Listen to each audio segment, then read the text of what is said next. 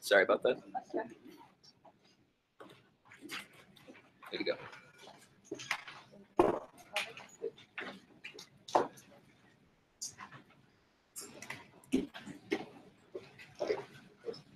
Good afternoon. Welcome to the Institute of Law. Welcome to all of you who are joining us as well online. I'm Trisha Shuker, founder of the IWP Global Impact Discussion Series. I'm delighted to see so many of friends to IWP. For those of you who are new to the Institute, we are an independent graduate school of national security and international affairs. We offer 5 master's degree program and 18 certificate of graduate programs as well as executive masters. As you may know, it is dedicated to developing leaders with a sound understanding of international realities and the ethical conduct of statecraft based on knowledge and values, common goals IWP and Brookings share in common. It's not just an honor for me, but also for IWP to welcome Tom Wright today. I'll appreciate if all of you turn your phone off unless you're on Twitter, and the hashtag for the discussion, since we're on the record, will be geopolitics. So Tom Wright is the director of the Center on the United States and Europe, and a fellow in the project on International Order and Strategy at the Brookings Institution. And let me give you a moment to present the purpose of the project at Brookings. It's changing power dynamics in the international system and the implications for your strategy and international cooperation. Tom is also a non-resident fellow at the Laurie Institute for International Policy. Previously, he was executive director of the Chicago Council on Global Affairs, a lecturer at the Harris School of Public Policy at the University of Chicago, and senior research project on national security. Wright works on U.S. foreign policy and grand strategy, Donald Trump's worldview, the future of Europe and Asian security. He also has a doctorate from Georgetown University, a Master of Philosophy from Cambridge University, and a bachelor's and master's from University College Dublin. He has also had a pre-doctoral fellowship at Harvard University's Belfer Center for Science and International Affairs, and a postdoctoral fellowship at Princeton University. Wright's writings have appeared in the American Political Science Review, Orbis, Survival, the Washington Quarterly, Financial Times, International Herald Tribune, and the Washington Post, as well as a number of international newspapers and media outlets. So we're extremely fortunate to welcome Tom today. Tom Wright is the author of All Measures Short of War, The Context for the 21st Century and the Future of American Power, also available for sale. He assesses why it is that a number of commentators are arguing that the liberal international order appears to be indeed it is, what strategic choices face the United States and its allies. But I won't give you the answer, Tom will. Crucially, Tom will ask how the legal order can adapt and thrive in this new age. He will propose a new American strategy called Petition, directed towards bolstering the legal international order and maintaining Western's influence going forward. So let me start by this. So as you know, there's a lot of events in the world. We're pretty much served with lots of think tanks and discussions.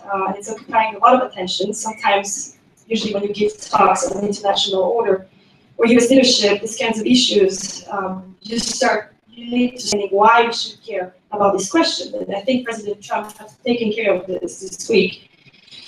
And it's a tough with everything happened, and it reminds me of an old Russian joke, which I'm sure you know, the pessimist and an optimist. And the pessimist is somebody who looks at the world and sees that everything is dark and says, it can't possibly get any worse. And the optimist says, oh yes, it can. So Tom's book explains how we has the US return, how to think about it, and how can we respond to it. And his book has driven significant debate, fantastic reviews in the media, and have a great impact on how we think of international order today. So if you're looking for a great summer book, well, this is it. So I'll ask you a question first, and then I'll go further on the notion of international order. So Tom, I'll ask you, why this book? Because you say it's not an international order that falls apart. So what's next? Because initially you were expecting Hillary Clinton to become president, and you wrote some parts of it. So what changed? Firstly, much for the invitation and to School of Politics. It's a great pleasure to be here, and thank you all for coming on such a hot summer's day. You know, I think it's interesting. I started to write this book, I guess, a couple of years ago, but I've been thinking about it for some time.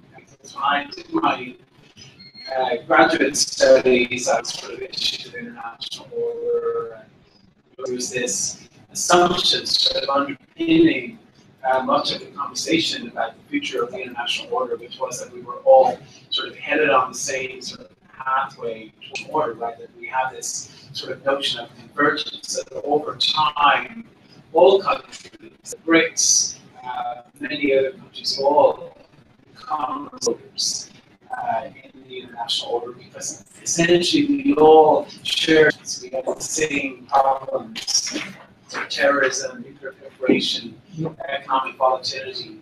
And it was believed that these issues were much more important than the old style geopolitical issues that divided us. So no one really talked that much about territorial disputes. So there were crises and problems. You know, the Iraq War of 2003 was incredibly divisive, but it was largely confined to the Middle East. You know, the countries that objected to the UN Security Council. No one really worried that the US is going to invade Iraq and then invade France or anywhere else. And Russians and Chinese and others didn't send troops to Iraq. They didn't arm Saddam Hussein. So all of these crises were sort of contained.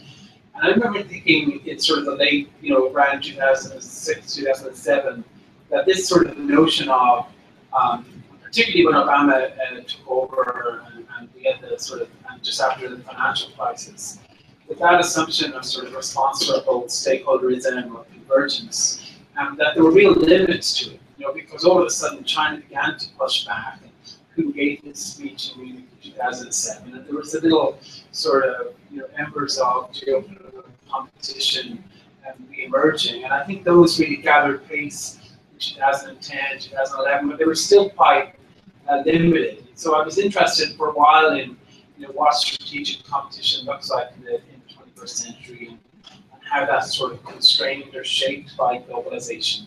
And then as sort of the years went on, and as Putin returned to power in Russia, and Xi Jinping came to power in China, and the financial crisis, like that stagnation sort of continued, I think we saw the very rapid unraveling of that idea of convergence. And instead of convergence, we had significant divergence. And we had Russia and China beginning to, for the first time really since the Cold War, to balance against the United States.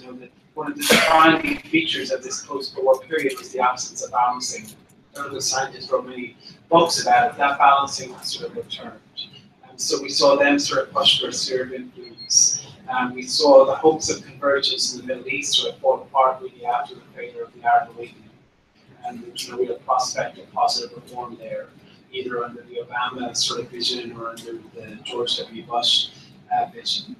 And globalization, of course, became this incredibly controversial dynamic after the financial crisis. So that's sort of really what led me to write the book, and I was sort of glad I didn't write it earlier, actually, because I think the developments continue to sort of pace. And so it's really about what this period, this new era of strategic competition will look like in a world that's still interconnected, still interdependent, still globalized. You know, this is not going to be a return to the 19th century. It's going to be something quite different. And so I try to look at what that competition is like. And just one final word before we talk in more detail, I guess, about different parts in terms of Trump. You know, I didn't think Trump would win, and I thought that after the book was essentially finished before the election, and then after the election, they said, "Oh, you can go back and read up." But actually, I didn't have to rewrite that much of it, because what I sort of began to realize was that the book is essentially about why the world and how the world is becoming more nationalistic and geopolitical. And I thought, sort of in the latter part of the book, that the US would probably be pushing back against that. I didn't realize that it would actually be enveloped in it to a greater extent than I thought. So actually, in some ways, the argument of the book, I've just sort of taken it a bit further, you know, and so most of the, you know, 95% of it, I think, still very much held up. I did address it in the introduction and the conclusion, what it means, because I do think that Trump, personally, you know, I started to write about Trump's foreign policy about 18 months ago, and I put from the beginning that he does have quite a radical critique. He is sort of an opponent of the international order, has been for 30 years. But he is somewhat constrained, I think, by his cabinet, by the establishment, and by institutions, and how he goes about that. So I think one of the interesting things that we can talk about is the extent to which he will be able to sort of, you know, further erode the international order, or if he will be constrained by it. But I think either way, you know, the big sort of development, the big change, so the US will not be a champion of sort of upholding the liberal international order as long as he is president. So to lead further to what you said, in all this crisis and all those successes, the United States has played a pivotal role. And your book talks about the need for the US to play a leadership role in the international system. So is that still true? Is there still a space for the US to lead? And what can it do to build this strength into the international system? Yeah, no, great question. I mean, I'm pretty optimistic actually about the US. I mean, I think the United States is not a declining power at all. And I think the US in some ways is even a rising power. In some other areas it may be relatively in decline vis-a-vis China, but overall it's very competitive. And I think we sort of overstate sometimes, just by looking at some very crude metrics of GDP growth or other things, we sort of massively overstate sort of the US relative decline. If you look around the world, there's an argument that the US is in relative decline in some areas vis-a-vis China, but it's certainly not vis-a-vis Russia.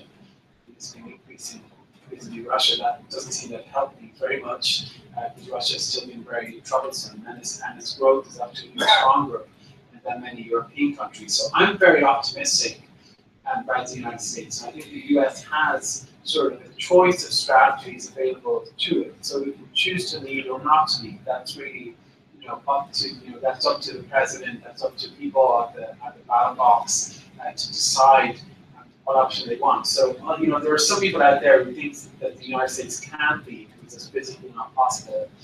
I think that the US can, but I think it has some challenges.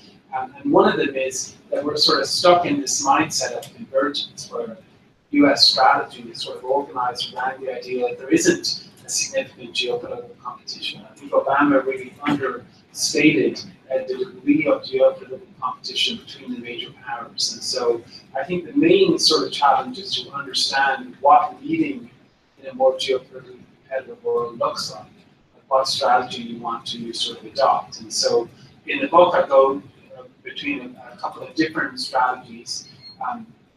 The one I favor is what I call responsible competition, which is to sort of recognize that the world is more competitive, and that the primary challenge, the big new thing really is the old thing, it's the return of geopolitics.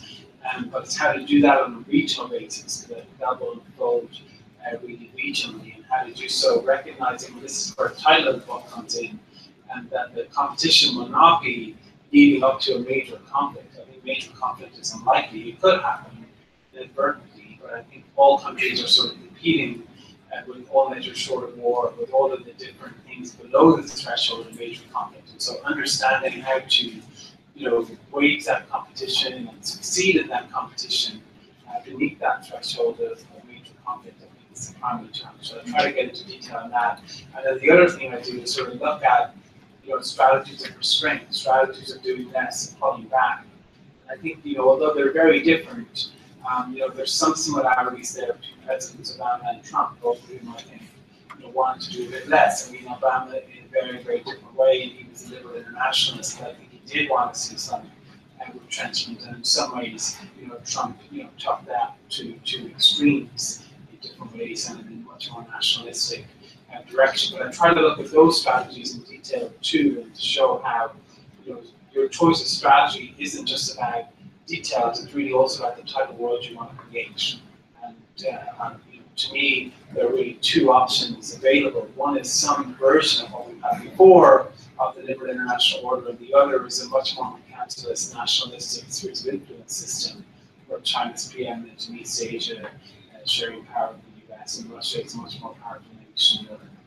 So let me circle back to what you said towards the beginning on force projection, because towards what you said at the end, you echo Larry Summers' article on the FT, the editorial, which I strongly recommend reading, where he outlines, which is a pessimistic view of what happened during the G20 summit. And he portrays a very worrying picture. But one of the critical and under-discussed facets of US leadership is, as you said, force projection. It's protection, the US protecting international shipping lanes, for example, which nobody really discusses. The US plays a critical balancing military role in the world. So is there a substantial risk of the US pulling back from that role, and what can the US do, if anything, to try and invest in that role in others, where others will find alliance to help share that burden? Yeah, I think there are two categories of risk, but I think there's a risk that's unique to Trump, and then there's a more general risk that would have happened whoever is president, right? If it was Hillary Clinton or Marco Rubio or whoever. And the risk with Trump is that he will decide that this stuff is unimportant to him, right? That he does not want to fulfill America's traditional commitments. He doesn't understand why the US is in Europe and won't push back if challenged there. Or maybe if he's offered a deal on North Korea, he'll sort of pull back from the South China Sea and not see its significance, or be willing to trade away for an economic deal with China. So that is sort of the risk with him. I think that risk has mitigated somewhat over the last 6 months, partly because his cabinet is very mainstream and they are very much pushing the traditionalist direction. And he has tried to pull back in some ways from this, but he's been sort of persuaded not to. And so the recent kerfuffle over Article 5 in NATO is a good example, where he basically had to reverse himself. He tried to resist, he never endorsed it for sort of 4 or 5 months. He was asked to do so at Brussels and he took it out of the speech, but then he did so at a press conference with the Romanian president. And then again recently, and I think it was under duress. It was partly because he sort of realized that the alternative was to run a high level of risk that his cabinet just thought was unacceptable. And in the South China Sea, after a period of really easing off freedom navigation operations, they're sort of doing more and they're sort of signaling that they will be present there. So I'm a little bit, relieved in terms of that, that he's not sort of undertaking a massive revolutionary change in those areas at the moment. Now, I've always thought with him that the risk is less in proactive attempts to revolutionize American foreign policy and more in what he may not do at a time of crisis. And so if he actually faced a crisis in Eastern Europe or in the South China Sea, would he do something that cost political capital, required him to rally the people to oppose the international order, or would he not? And I think that jury is still out. But in general, I think the signs have been a little bit reassuring in recent months. But the second category of risk, which in many ways is more difficult, is the risk that Clinton, Rubio, or anyone else would face, which is that the US is actually under pressure in these key regions, particularly from a revisionist powers. And in the South China Sea, I think we see with China. China is not a revisionist power globally, but it is regionally. It is looking, I think, to seek an enhanced sphere of influence. And what revisionist powers do, and have always done very successfully, is to basically go after things that the status quo power regards as not particularly important or vital, right? Things that are sort of on the periphery.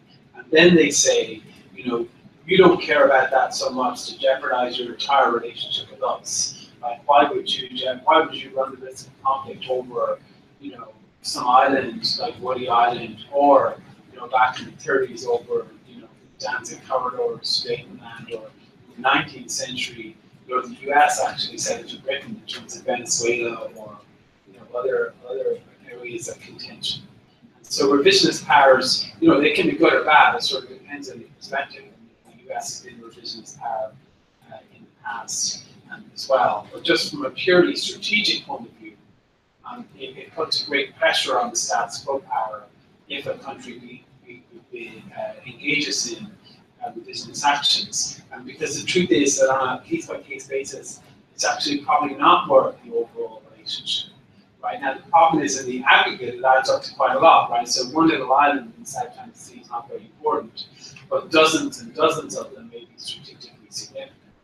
And each time it's, you know, what Thomas Schelling calls sort of a salami-slicing strategy. So the US, I think, has a problem in the maritime area in East Asia, particularly Southeast Asia, also to some degree in the East China Sea, although the dynamics are a little bit different there.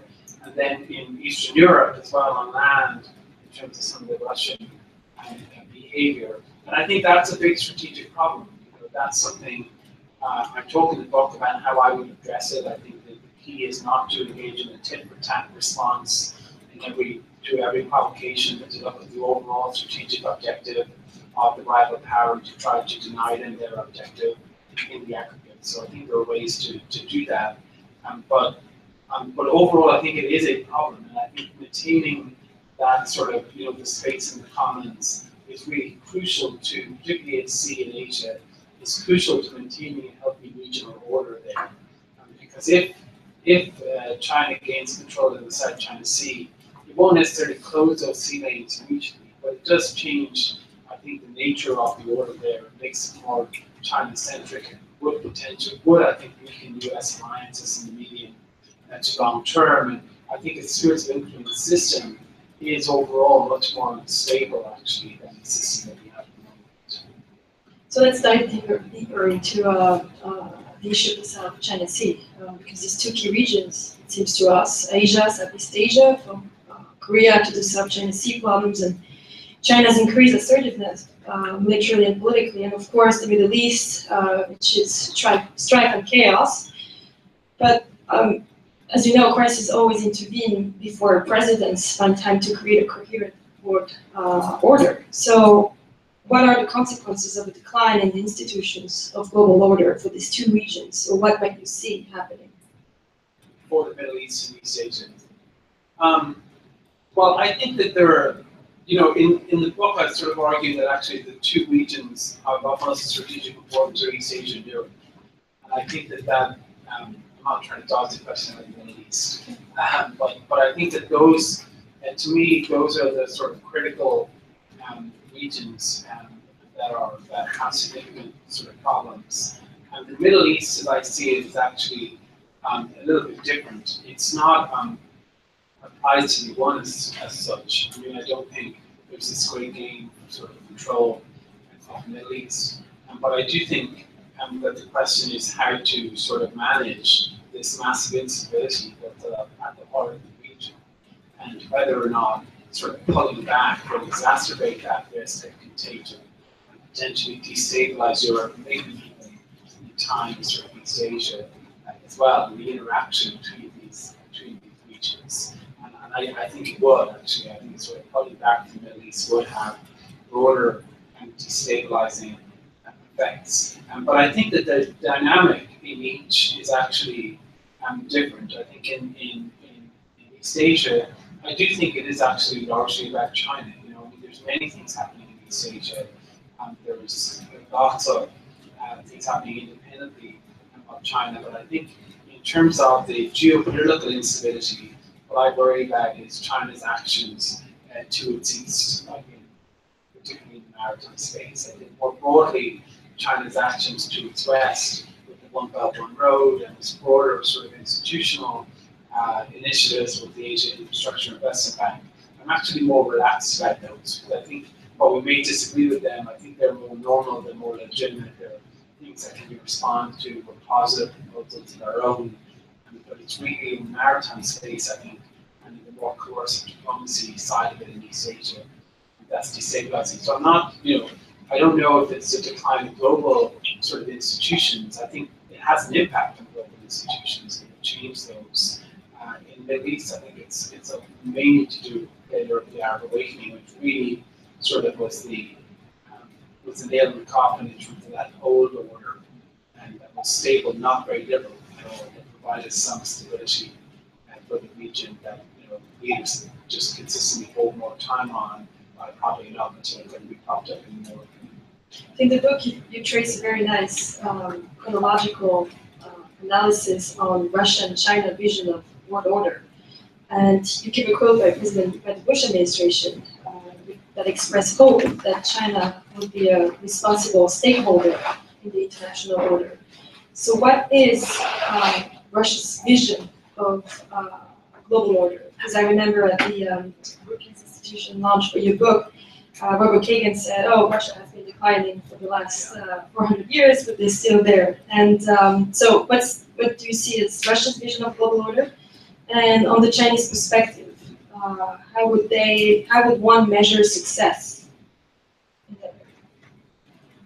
How would they measure success in terms of the future of the international order? Yeah. So Russia, it's impossible really to disaggregate, I guess, the Russian view from the Putin view, but I'll try a little bit. I mean, I think there's Medvedev and other Russian politicians, I think, had a problem with the Western order. They saw it as tool of American power, and they're worried about NATO expansion. But they also, I think, were open to engagement. They believed that maybe Russia had a future with structural economic reform. They could conceive of sort of changes in Russian society that would, result in modernization. They were still nationalistic, but I think they had a more sort of complex, nuanced view of it. Famously, of course, Medvedev backed Obama in the intervention in Libya, much to Putin's annoyance. And Putin is, I think, fundamentally different. He has an ideological critique of the international order that runs very, very deep. He believes that it is a direct threat to Russia. He is paranoid, I think, about Western behavior, not so much in terms of NATO expansion with NATO troops being closer to the Russian border. I actually think that's a bit of a red herring. NATO's military strength in Europe has declined massively over the course of the last 20 years. That's the whole argument about Europe not spending enough, right? So that has declined, but I think he does legitimately worry from his point of view about color revolutions, about unconventional political warfare. He sees the US as having started that. He sees his recent action having responded to it. And I think he wants to basically overturn that order, particularly in Europe. I mean, he would like to break NATO, and he would like to massively undermine and weaken the European Union.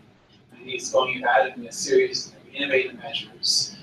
He wants to establish a Russian sphere of influence. He doesn't have much going for him in terms of the tools at his disposal, but he does have hard power.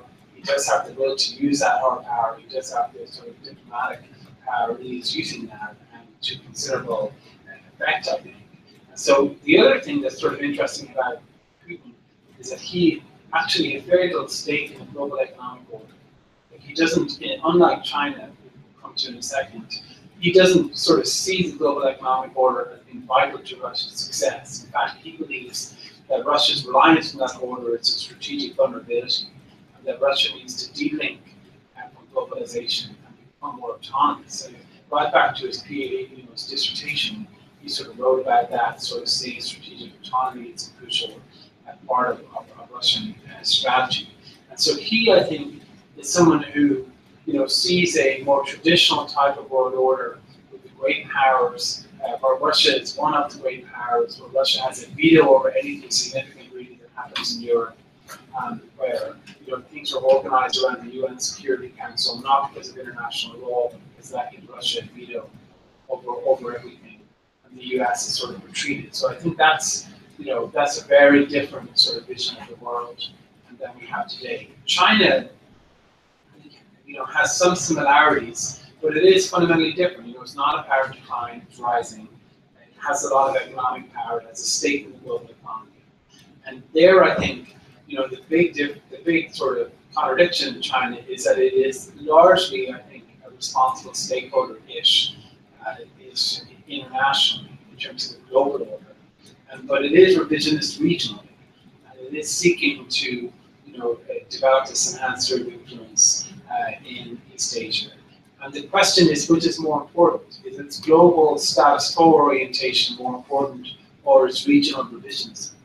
And I argue that actually the regional revisionism is more important because, and this is sort of a theme running through the book, that ultimately the global order rests on healthy regional orders, not on global institutions. Global institutions are important, but it is more significant what a major power does in its neighborhood in matters of territory and respect for its neighbors, than it is about arguments over voting rates of the IMF or the World Bank. Now, those things are important, but they don't really define what countries want.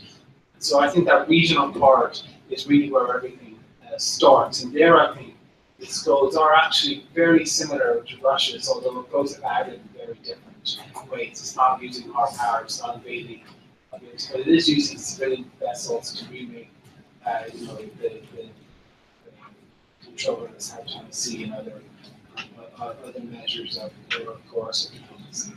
I'd like to dive more into the Middle East.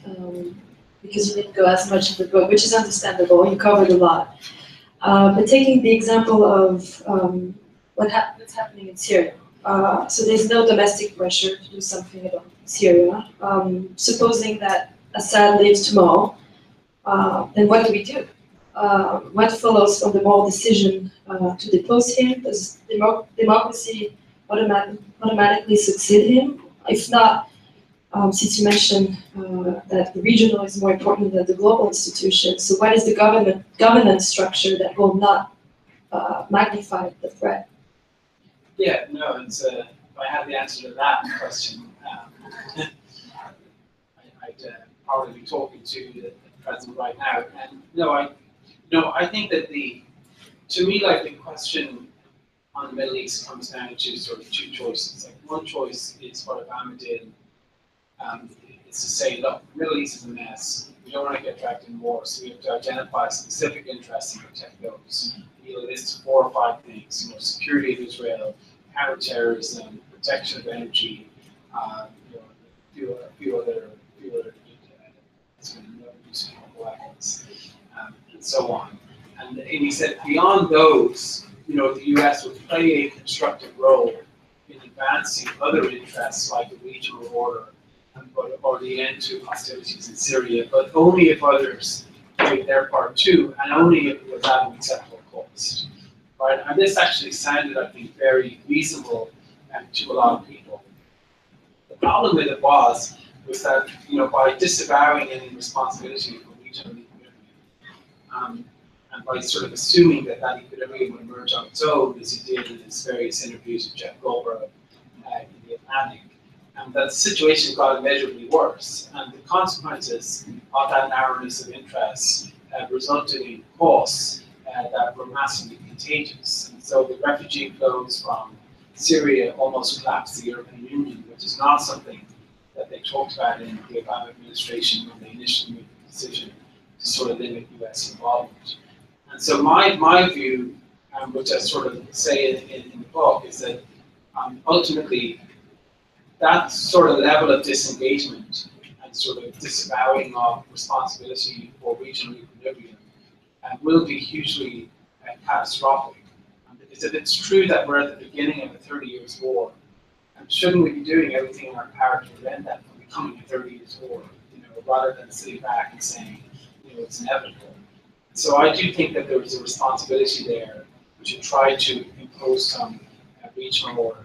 Now, we are where we are, and it's very, very hard to do that, and there are virtually no good options left. I think that what Trump has started to do on the Middle East, I think it's quite flawed, but part of it is recognizing a consensus really from the non-Obama sort of foreign policy establishment on the Democratic side and on the Republican side, that the only play left is really to support Sunni Arab states and to push back against Iran.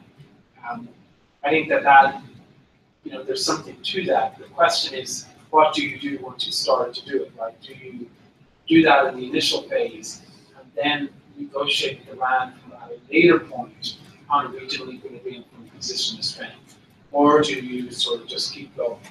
Right? There's a risk that Trump will keep going, I think. But my proposal would be, which is not unique to me, is to basically try to reestablish a balance of power in the region by pushing back against Iran, and then at a future point negotiate with them for some type of regional equilibrium that would involve respect for majority and minority rights within countries, and sort of to try to freeze the situation in terms of this regional Cold War that's raging for control of the domestic governance systems of contested states.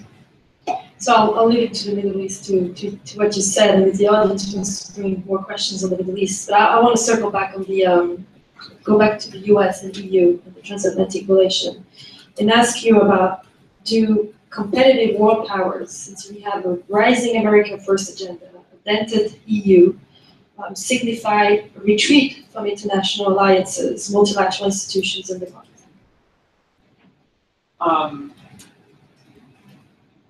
It's interesting what's happening in Europe. I mean, so I've been pessimistic about Europe for a while, really since about 2010. I think that Europe has been stuck in this lost decade, after the financial crisis, and what we've seen, what I described in the book, are these multiple crises that are there on top of each other, and the negative synergy between them. So, with the Euro crisis, and the Russia-Ukraine crisis, and the refugee sort of Syria crisis, and Brexit, and now Trump. Right? And so all of these sort of reinforce each other, and there's very little way out, because Europe, as the European Union, is sort of stuck in this halfway anti-Goldilocks position where everything is sort of just about wrong. So there's enough integration to be vulnerable, but not enough to have sort of common protections on, say, the financial side or even on the control of border side. And it's almost impossible to unwind it because no one knows how to unwind it in a responsible way. And it's almost impossible to go forward because everyone disagrees about what that would look like.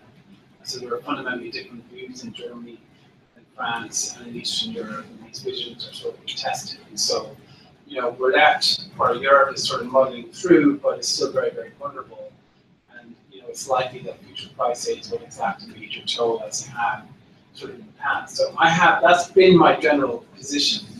I do think that there's some signs of hope with Macron and with Merkel, even with Scholz, if he won. I think he's very mainstream as well, obviously.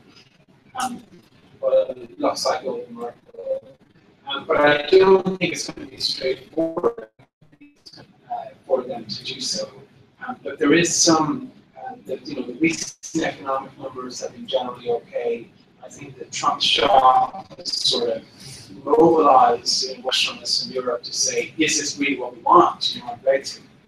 And it sort of provided a meaning and a cause to people that maybe they were lacking. Because it's sort of very clear now, it's one thing to be populist and criticizing, the status quo when there aren't that many consequences or when it's not likely to work. But now, if France had voted for Le Pen, that would have had a major, a huge global impact. So I think that there is some possibility, but it's still very, very divided. I mean, what I really can't figure out is how Europe will essentially agree on a path forward. I mean, if we look at even just last week in Poland, President of Poland, the old Europe divide is sort of that. Like Eastern European countries are steadfastly opposed to further integration. And then there were massive differences still between the French and German visions. So I think it would be very, very, very difficult. But I think that there are some people finally who are willing to sort of try. And then, the challenge is, I think, Germany's sort of vision of further integration is so restricted and austere in so many ways that it makes it hard in terms of getting a sort of consensus in the Eurozone. That brings me to what we talked earlier about that fascination for populism, nationalism, which you're working on right now in your next research in a number of countries. But you touched on something I think that's very important and often neglected in security discussion, which is the fallout of the 2008 economic crisis, which seems to have disempowered many citizens in many countries, or even accelerated the disempowerment, leading them expressing themselves through electoral process and other processes nowadays. So I wanted to ask you and give your sense of that. Yeah, I think that on the populist side,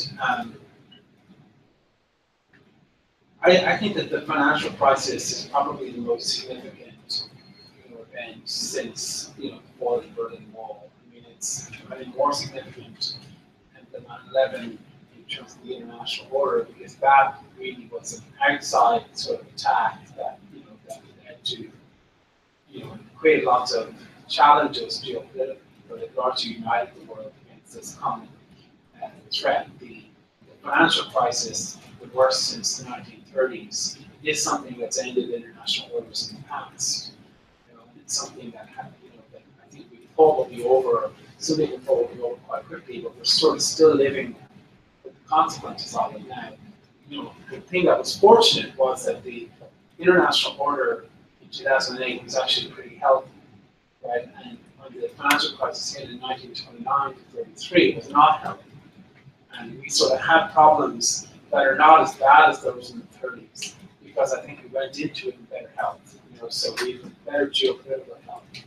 But that doesn't mean we haven't had problems. So we've had big problems. The irony is that I think the governments of the world responded to the financial crisis as about as good as they could have in the early phases, maybe not so much later on. No one really cares about that, because they don't compare it to how people did in the 30s, right? They compare it to their lives before the crisis, and they look at the downside of sort of saving the system, bailout for banks and other things. And so it generates lots of resentment. And over time, as the growth is sort of lower and as politics sort of takes its toll, democratic politics takes its toll on the response, you see greater dissatisfaction. People demanding change, and particularly in Europe, where I think one of the big problems in Europe is that the center left and the center right are basically both sort of bound into the same set of constraints, and so they essentially have very, very similar policies. And so when people came to vote at elections, they felt like they had no mechanism to actually have change, because either left or the right were going to have to buy into whatever the agreement was in Germany or in the EU or in the Eurozone. So there was no choice there. And I think what essentially happened was that was sort of managed early on, but every election cycle made it weaker, made the center weaker. And we've now been through several election cycles, and so it's getting weaker every time, right? And sometimes we run out of road. So we ran out of road in Greece a few years ago. That created a crisis that sort of managed just about. The US obviously did the election last year. But I think the longer this goes on, at some point it's unsustainable. It can't continue for 100 years, or it probably can't continue for 50 or even 30. So then the question is, how long will it? And I think the populism risk has not gone away, and it won't really until we have robust levels of growth back, and there's a sense that the crisis is sort of well and truly over. So I'll ask one more question to Tom, and then I'll open to the audience to leave a good 40 minutes to you all.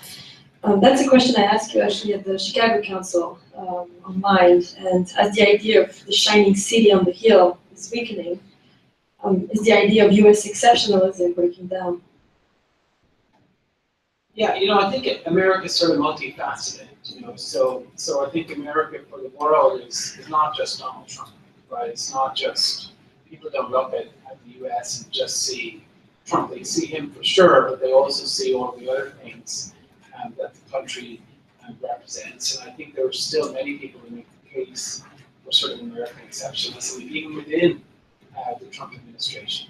And I think ultimately, people can distinguish between a government that they may or may not like and the broader sort of behavior of the country over time. And the US, I think, is still playing a crucially important role in the international order. And so, if you were to say to people, do you agree or disagree with Trump, you may get a large number of people internationally saying that we don't like Trump. But if you were to say to people, do you want a post-American world, or do you want the US to retreat and just be done with the US, they'd probably give you a very different answer, right? So their answer to Trump is actually more America, more traditional American, not less.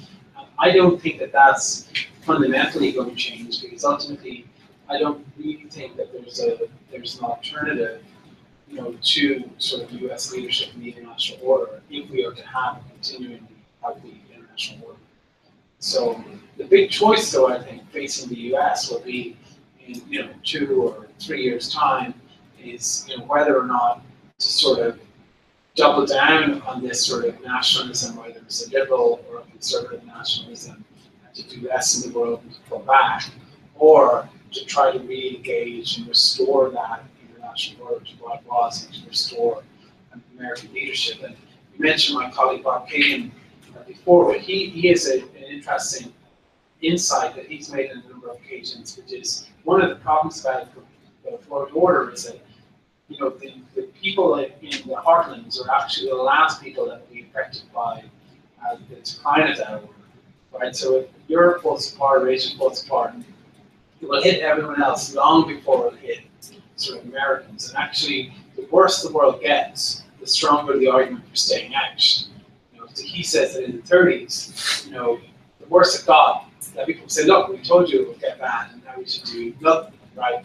And so it's not that when things decline or deteriorate, that there's this sort of impulse to get more involved. So I think it is a big question mark, and I really don't know the answer in terms of how it will come out. But I would say I am, optimistic. I think that a lot of this, some of this is structural. But I think a lot of it is individual, actually. I think the degree of Trump's activity toward the order and toward America's role is fairly unique to him. Like others may want to do less, but they do still believe in that notion of US leadership, both on the left and on the right. And I think that will re-emerge, particularly as it's sort of revealed that the current course, that there's not really a plan there, and that it's not leading to more positive outcomes. Thank you, Tom. Well, now I'll open it to the audience, though please keep your questions short, preferably 150 words, Twitter-sized questions will be great. And introduce yourself and your affiliation. Thank you. Yes. Kevin Jones from the University of Connecticut. If you could just take a minute and discuss the concept of responsible competition, contrast that with, we read Richard Haas's concept from earlier this year of sovereign responsibility. And is there similarities there with your concept? Yeah. So I guess I was a little unclear in terms of what I thought that Richard Haas's book was very interesting, but I wasn't totally clear how sort of the notion of sovereign responsibility sort of differed from what we had, with the responsibility to protect. With countries sort of having conditional sovereignty or contingent sovereignty over the last few years or so. But I think he did capture something that I do think it's important to. He had some points on that I thought were valid. Although I think we sort of taken them on board, although Trump has cast them aside. The main difference, though, I think between what he was arguing and what I'm arguing is that I think that the most significant development in world politics is this return of major power competition. And I see that as sort of, I think that's sort of the organizing principle of the strategic era into which we are entering. And so I probably place greater importance on that overall, I think, than he would. I think that that affects the levels of global cooperation that we're going to have on other issues. It affects how we look at the Middle East. It affects the global economy. And I think we need to think very systematically about it, because one thing that we didn't get a chance to mention yet is that, if you think that about how we've been integrating so rapidly economically, and that now we find that that's actually created lots of strategic vulnerabilities, right? And so we're seeing really the weaponization of globalization in a way that we haven't seen before. And so what I'm arguing for really in this strategy of responsible competition is that we need to take this notion of 21st century geopolitical competition much more seriously than we have been. We need to think about all facets of that. We need to think about the values component, whether or not it's an ideological competition. We need to think about the revisionist component in terms of how to deter this regional revisionism we spoke about earlier.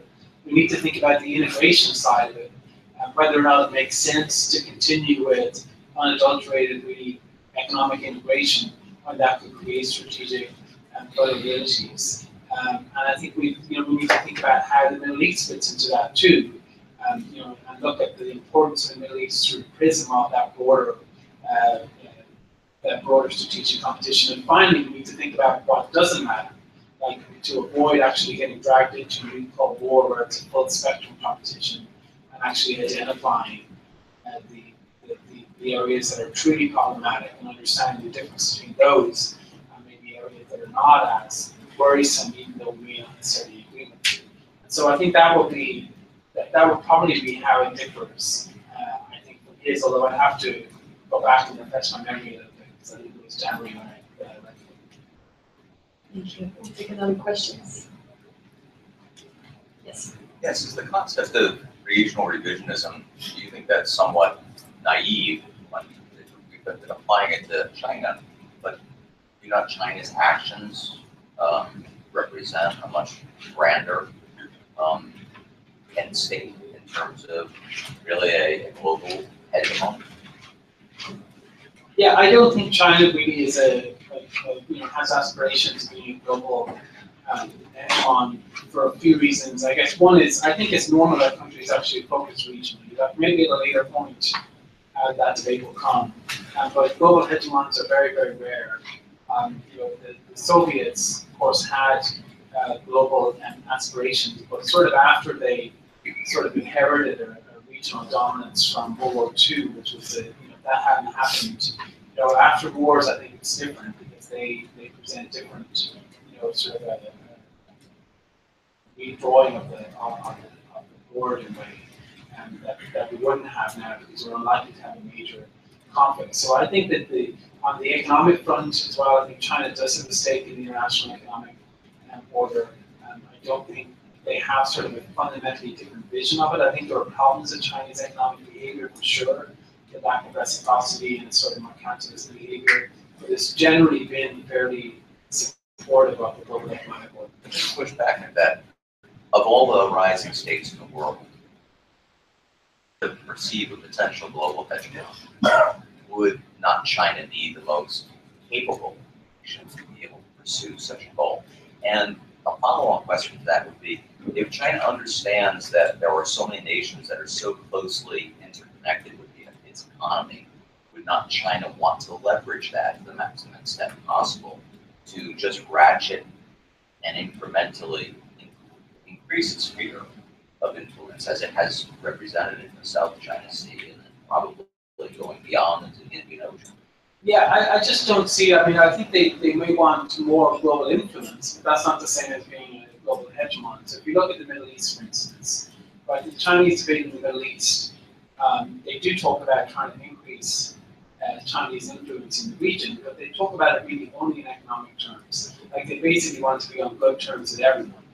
Right? If you want to be a global hegemon or a hegemon in the Middle East, your strategy can't be to be on good terms with everyone, right? Because at some point you've got to choose. You've got to choose whether to continue Iran or support Iran. You've got to choose between sort of zero-sum outcomes. And they steadfastly refuse to try to do that, right? So they're willing, maybe to be a diplomatic facilitator for talks here or there, but not to spend any real capital and not to make difficult decisions. And that, I think suggests that they really have very little strategic interest in the long term at the moment, in the Middle East. And that could change, but there's no sign of it yet. Similarly in Europe, the last thing they want to do is sort of to take a real strong view on the security issues in Europe, or to be a player there, to back Ukraine against Russia or Russia against Ukraine. They were very careful about that, even at the UN Security Council level. So I think from their point of view, like they just feel that we're biting off way more than they could chew. They don't really have any aspiration for it.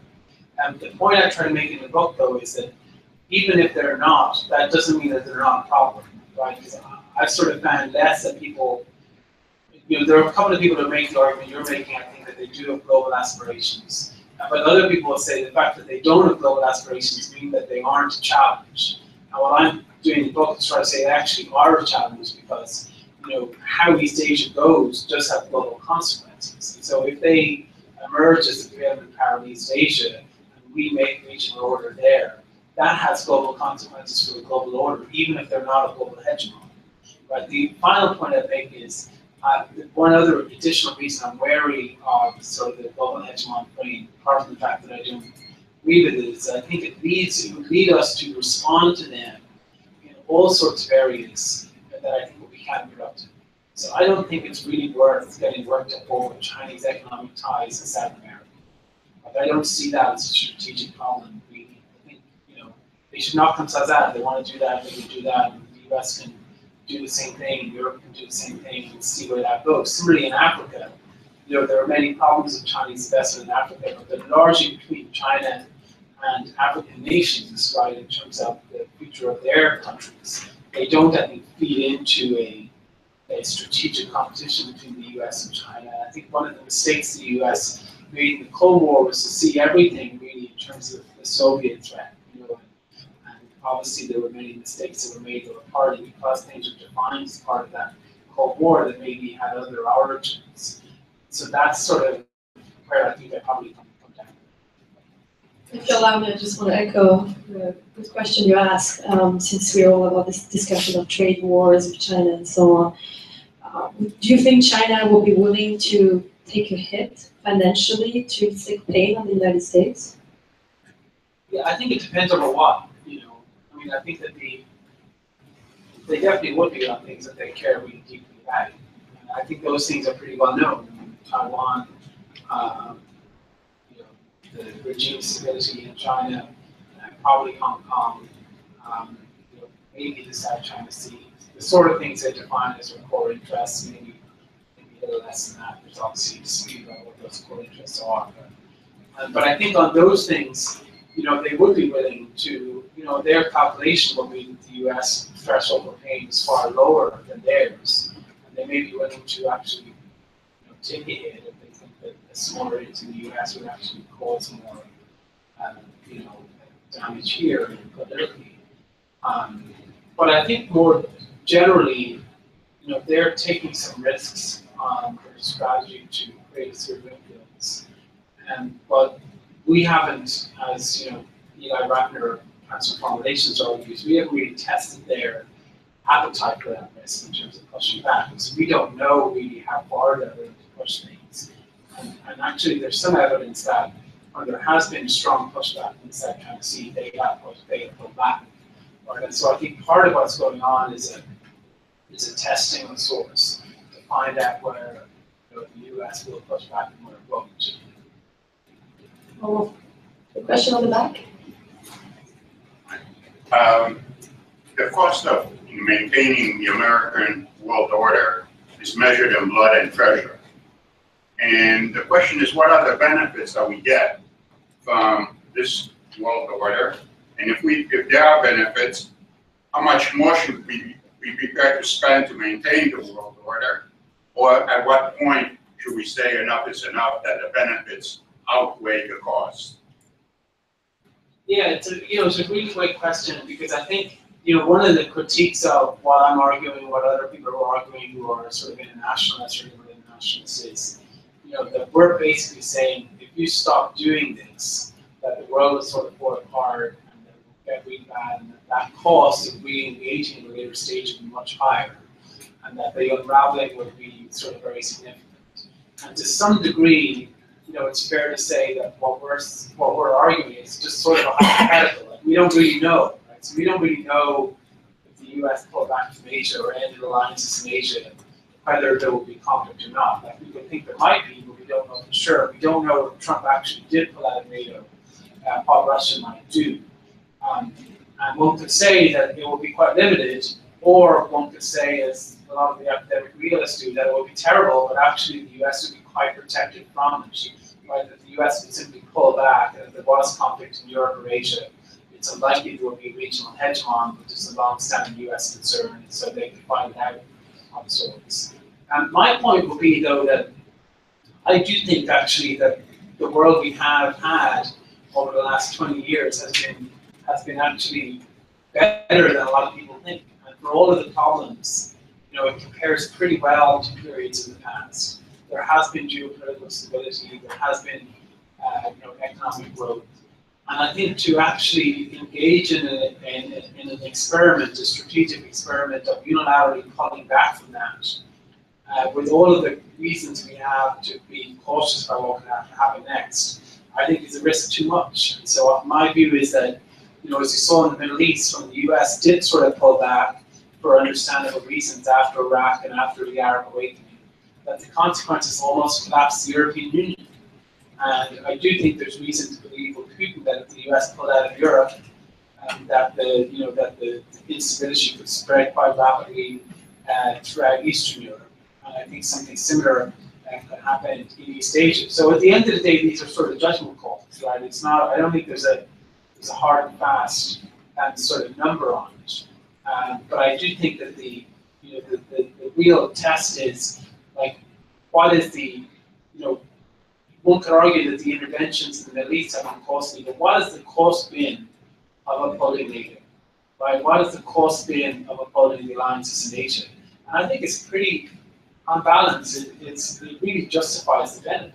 The cost of NATO is maybe in defense spending, but the NATO countries have been at peace with Russia, in a high state of tension sometimes for quite some time. So it sort of worked, and similarly in East Asia. So I think there's a really high bar for actually dismantling the regional order of those two parts of the world. Time for two more questions. Sarah in the back. I have read your article about G20 in Politico 3 days ago. So how do you evaluate the result of G20 overall in the context of American national interest? I think I'm actually I'm struggling to write a follow-up article to that in terms of how to make sense of it. So we've got sort of my thoughts in draft form. I think that the G20, this meeting of the G20, some people describe it as a G19 plus one because the US is isolated. But to me, the big story which sort of ties into the book is that there is no G19. Like the US is not an anomaly. Right, the G20 was sort of founded on the idea of convergence, that everyone was sort of going toward the same type of international order. And that's actually not true. And it wasn't true at the time of the US election. It's definitely not true today. Trump's election has sort of accelerated those trends. And so we see this contestation sort of for the future of the world order. And we see the G20 itself becoming much more contested. So they're not, the G20 meetings used to be incredibly boring, but now they're arguing about protectionism. There are side meetings between Putin and Trump where people worry if you'll agree to a sphere of influence or a partnership with Russia. There are all sorts of big things beginning to happen that haven't happened before. And I think what this summit shows is that that sort of contestation is well and truly underway. Now, on the specifics, I thought the meeting with Putin went very badly. I think that Tillerson and Trump were duped in a way that they didn't have a lot of experience going in that showed. It was an old Russian trick to sort of offer a committee or task force investigation into something. And the fact that Trump raised the issue of hacking shows he was aware that he had to do something, but that he didn't promise any consequences. I think undid all of that. So I think that they hoped, and I think the fact that they wouldn't let the president do a press conference probably reflected that they were really worried about what he might say, and so their strategy was to try to restrict the flow of information. So if there was no information at the meeting, then people wouldn't know if it went good or badly, and so they tried to strictly limit that. And as we saw with the tweets this morning, the minute he did again, and yesterday, the minute it did begin to speak, actually the whole thing began to unravel in terms of what he said about what he had agreed to and not. So I thought that part of it was bad. I thought the trade and the economic part was okay, in that they did agree to communicate language. The protections threat has been averted for the moment. I mean, the steel tariffs will come in next week, so that can be undone in a few days' time. But in general, that part of it was a little bit more stable. The climate stuff, I think, was pretty much as we expected. I don't think that was any surprise in particular. So I think that sort of, that probably will be my sort of overall readout. To follow up on that question briefly, reminds me of what Trump announced in the cyber alliance and then with Russia, and then coming back to his word. And since we're all about the discussion on global order, I wanted to ask you, can there be a vision in the technology internet age, a global order of technology? Yeah, I mean, the problem isn't the technology, the problem is the intentions, right? The problem is that it's not cyber as some, technological innovation. It's the fact that countries are engaged in a rivalry with each other, and they see cyber as a tool to advance their interest in that competition. And that's, and that's why Trump's idea obviously was so false, because, this is not a misunderstanding. Right? This is not a misunderstanding between Russia and the United States. This is a clash of interests. Right now, from the Russian point of view, they'll say they're responding to a political war that the U.S. started. From the U.S. point of view, it looks very different. Right? But they're not, the idea that a task force or a unit on cybersecurity achieve anything, I think, was very clearly, everyone knew the minute they announced that would never fly. But I think it does.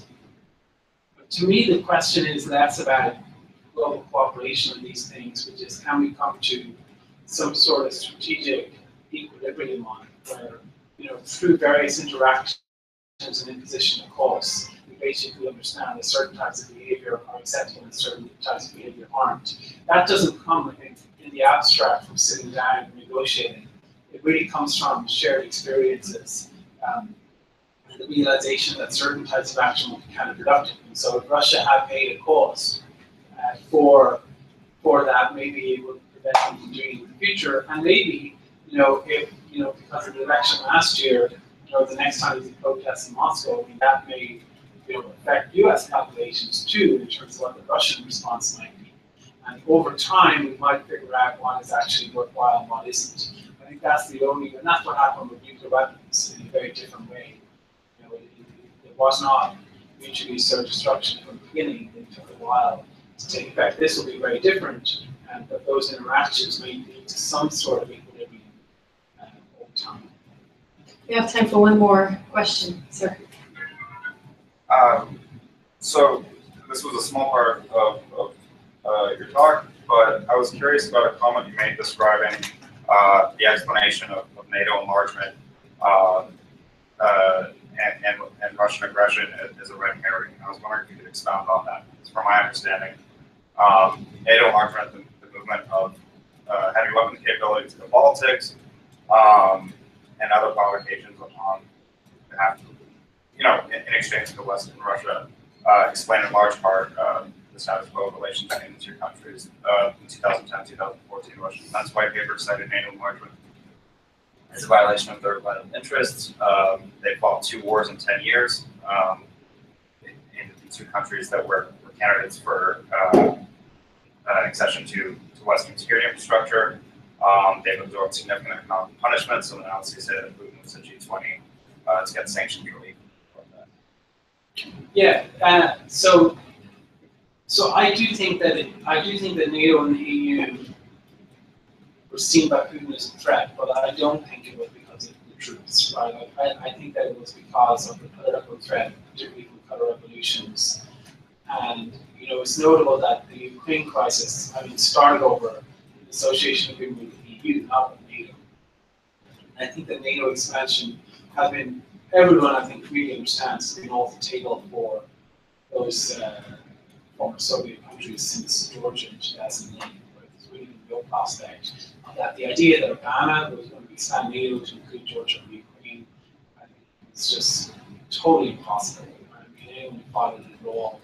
I think he knows that he would not have done that, and the Germans were opposed to it. And I think I do know, I mean, you're right, the Russians have complained about it for a long time, but I'm arguing that objectively, they did not face a severe military threat from NATO. But I do think that they understood, and I get the point about perception, but I do think that they perceived a much greater threat, actually, politically. That they did believe, with some justification from their point of view, that the spreading of democracy to their neighbors could result in, the power of example with color revolution in Moscow down the road, and that if Ukraine had become democratic and market-oriented and associated with the EU, even with no troops from the West, that would have posed a threat to Russia because it would be out of their control and it would be sort of a force for political liberalization, modernization. And I think if you look at how Putin's conceived of political warfare from 2012 when he came back and he initiated that review where they saw sort of counter-revolutions as a new type of warfare, that it very much fits in with his hostility to the EU in particular. I actually think he has more of a problem with the EU probably than it does with NATO. He sort of views the EU in a way as more pervasive and ultimately more threatening than NATO. Because I think he does get that NATO is not going to wage an offensive war against Russia. Now I take the point that he's made the anti-NATO remarks many times, but I think the underlying cause is that fear he has of his regime, of the regime's survival.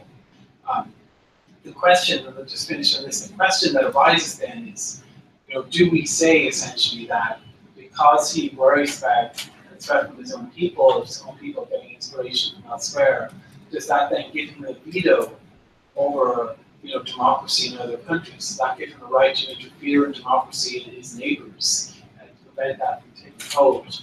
And my view is that it doesn't, right? I don't think that NATO should be expanded to include Ukraine. I don't think it should be fully taken off the table because I don't think that any country should have a veto, but I don't think it's on the cards. I don't think anyone really thinks it's on the cards. But I do think that the people of Ukraine have the right to be democratic if they want to, right, and to be free of political interference. And I think that has a cost. Managing that cost, I think, is the problem, it's the challenge. Well, Tom, as much as I would love to continue, it's been a pleasure. Thank you to you all for contributing.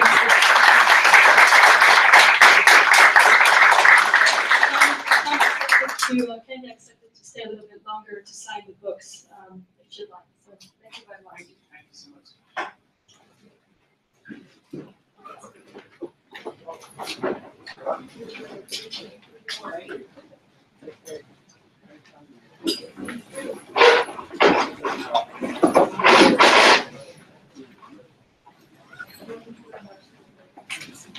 Hi, thanks for your question.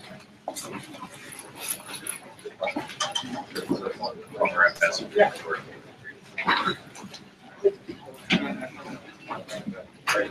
Regional hegemony is a prerequisite for protecting power anywhere else. I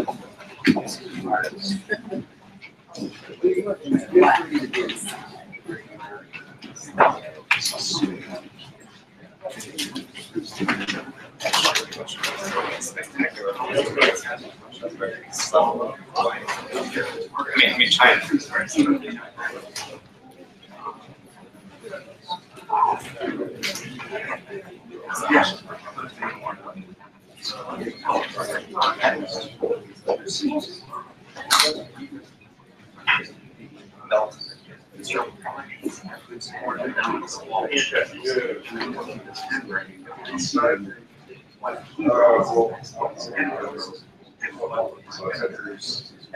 Especially when they come against it. I've heard I've seen this rulings on maritime law that they're not investing heavily with ability now.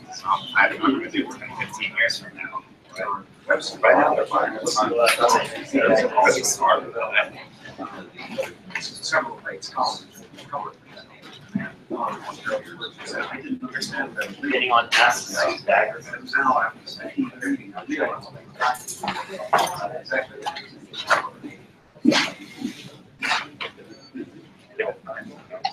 Right. Senior.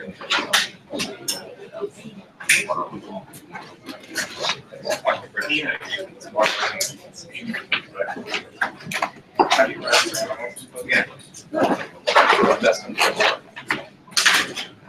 So it's getting a lot of attention now, both negative and positive. That's a huge book, right? Graham Allison wrote the famous analysis of the American missile crisis. And so here you can sort of comment over this being studied in 20 cases of rising power sets or power in the operating war. And 16 of the 20 cases actually went to war. So what they did is they studied cases in which there were 6 people who went to war, 4 cases they didn't. But they didn't.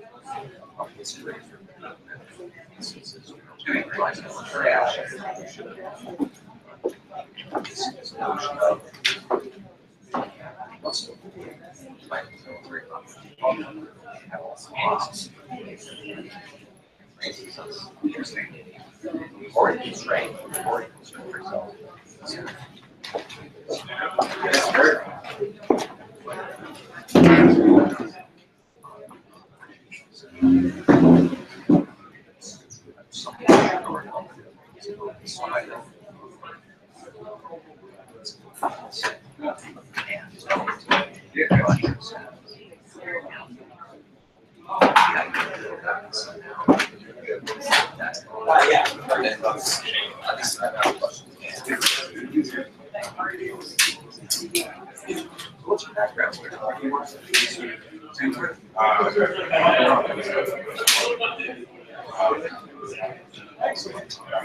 You're a husky. Yeah.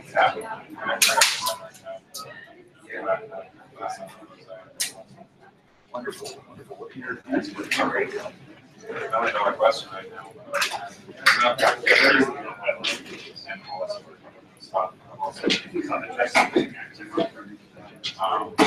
And actually,